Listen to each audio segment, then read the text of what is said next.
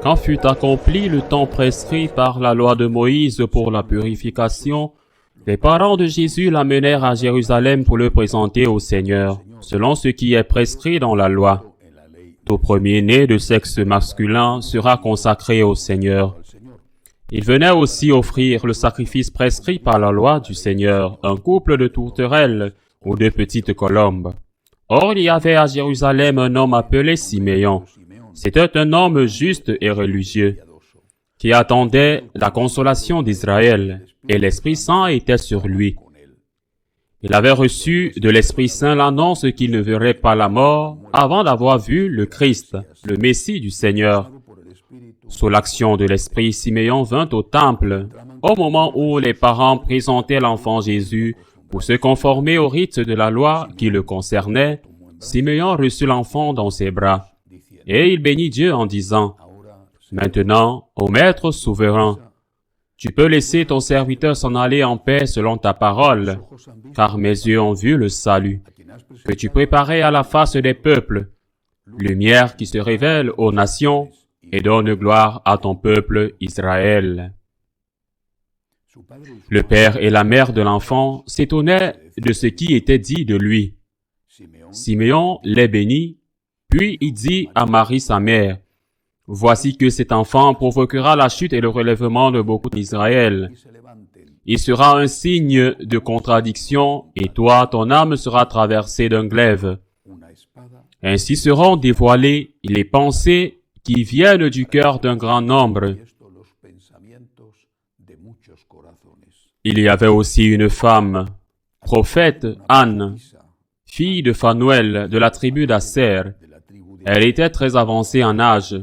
Après 7 ans de mariage et demeurée veuve, elle était arrivée à l'âge de 84 ans. Elle ne s'éloignait pas du temple, servant Dieu jour et nuit, dans le jeûne et la prière. Survenant à cette heure même, elle proclamait les louanges de Dieu et parlait de l'enfant à tous ceux qui entendaient la délivrance de Jérusalem. Lorsqu'ils eurent achevé tout ce que prescrivait la loi du Seigneur, ils retournèrent en Galilée dans leur ville de Nazareth. L'enfant, lui, grandissait et se fortifiait, rempli de sagesse, et la grâce de Dieu était sur lui. Acclamons la parole de Dieu. Aujourd'hui, c'est le jour de la présentation de l'enfant Jésus au temple, un jour de fête, un jour où le message que nous laisse l'Évangile, cette prophétie de Siméon nous attriste, et nous attriste parce que c'est une prophétie qui parle de douleur pour la Sainte Vierge. Mais avant cela, nous devons regarder ce que Siméon dit avant cela. Il salue Jésus et rend gloire à Dieu et salue le Christ comme la lumière. Il est la lumière. Il est la lumière qui vient briller dans les ténèbres. Jésus le dira et demandera à ses disciples d'être cela, la lumière du monde. Mais Siméon, étant un enfant, un bébé, le salue comme la lumière et rend grâce à Dieu pour cette lumière.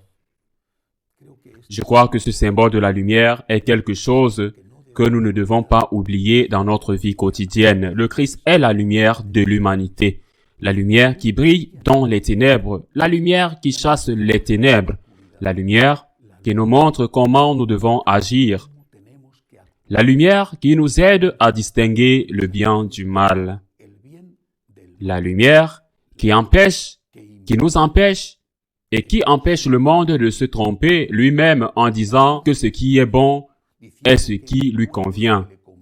C'est ce que ses instincts lui demandent. Voilà ce qui est bon pour le monde. Le Christ est la lumière. Deuxième beau fait. Siméon prend l'enfant dans ses bras. Il demande à sa mère. C'est sûrement elle qui l'a porté. Il prend l'enfant dans ses bras. Et c'est un geste que nous devrions aussi faire. Cette prise de l'enfant dans ses bras implique la protection, elle implique le soin, elle implique de lui donner de la tendresse, peut-être aussi de l'offrir à Dieu dans ce contexte de la présentation de l'enfant Jésus dans le temple. Mais Siméon était un vieil homme.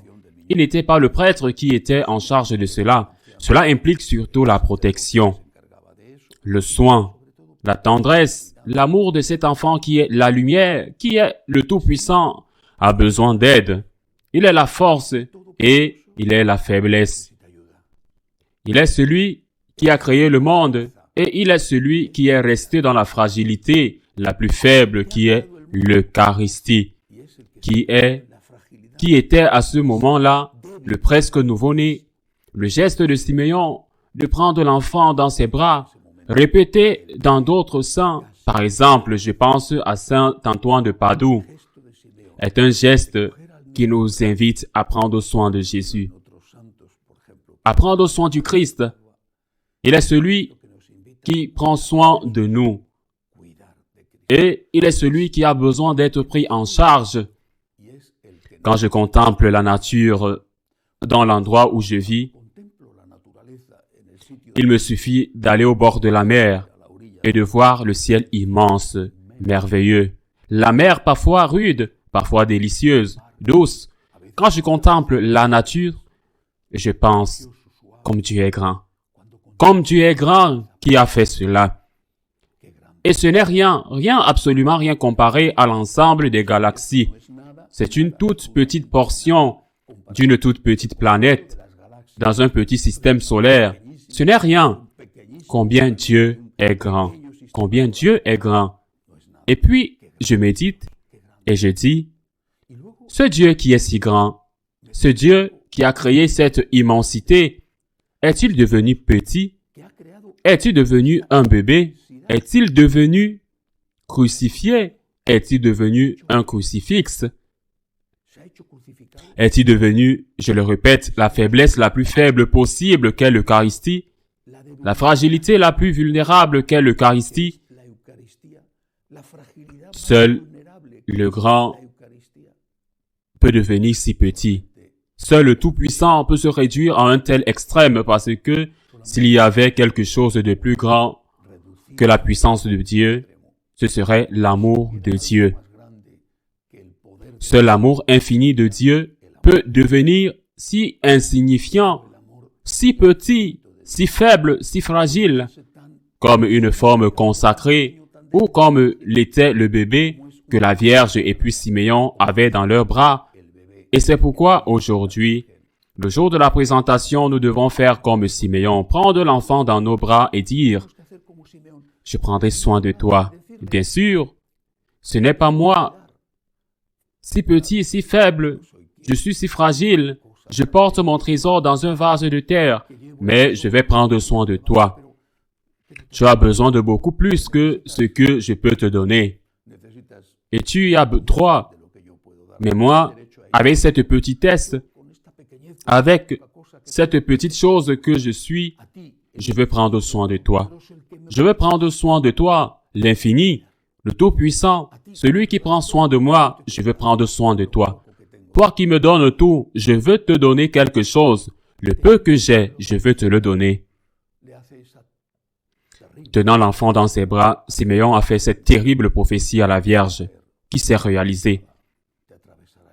La Vierge a sûrement vécu tout au long de sa vie la blessure de l'épée, la blessure qui a transpercé son cœur et l'a fait souffrir à plusieurs reprises. Mais le moment suprême que nous connaissons a été le Vendredi Saint, lorsqu'elle l'a vu mourir, torturé, détruit. Un homme de douleur qui n'était même pas reconnaissable aux yeux de la Vierge. Il n'était même pas reconnaissable à cause de la façon dont il avait été sauvagement traité. L'épée de la douleur la transperçait de part en part. Donc, je crois que l'invitation à prendre l'enfant doit être liée à l'invitation à prendre la mère. Ne pas prendre l'enfant seul, prendre l'enfant et prendre la mère. Ne pas prendre soin de l'enfant seul, prendre soin de l'enfant et prendre soin de la mère. La Vierge est inséparable de Jésus et Jésus est inséparable de la Vierge. Nous voyons toujours la mère avec l'enfant dans les bras ou avec le mort dans les bras après avoir été descendu de la croix, où il l'avait fait monter pour le tuer. Il y a toujours la Vierge avec le Christ dans les bras. Une douleur qui le transperce, qui la transperce, et une douleur qui la transperce et le transperce. Prends soin de Jésus et prends soin de la Vierge. Ne fais pas de mal à la Vierge et ne fais pas de mal à la Vierge. Signifie ne pas faire de mal à Jésus. Ne fais pas de mal à Jésus parce que c'est ce qui fait le plus mal à la Vierge. Les fouets, le couronnement d'épines, les crachats, les insultes, la mort n'ont pas été subis par Marie dans son corps et pourtant le glaive de la douleur transperce l'âme. Le péché contre le Christ ou contre le prochain fait mal à la Vierge Marie. Prenez soin de Jésus. Donnez-lui de l'affection, du respect, de l'adoration. Défendez-la parce que c'est cela, prendre soin de Marie. Prenez soin de Marie, donnez-lui de l'honneur. Donnez-lui l'honneur qu'elle a le droit de recevoir. Priez. Donnez-lui votre cœur parce que cela signifiera aussi que vous prenez soin de Jésus. Aujourd'hui, en ce jour de présentation, disons ce que saint Antoine a dit un jour où il a eu l'apparition de Jésus, de la Vierge Marie avec Jésus dans ses bras. Et il a dit à la Vierge, « Laisse-moi le prendre pour un peu de temps. » Saint Antoine est donc toujours avec l'enfant dans ses bras. Disons-lui aujourd'hui, le jour de la présentation, ce que Simeon lui a dit. Tu es la lumière, et faisons ce que Simeon a fait. Prenons soin de Jésus, en le tenant dans ses bras, et prenons aussi soin de Marie. Ainsi soit-il.